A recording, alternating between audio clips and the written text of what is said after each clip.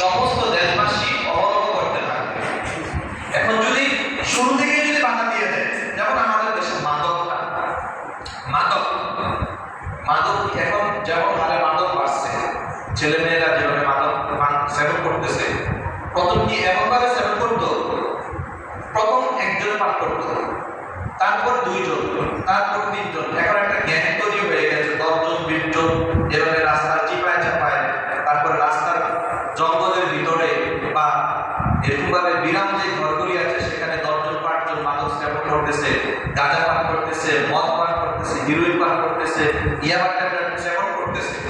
এখন এইটার ক্ষতিটা কি?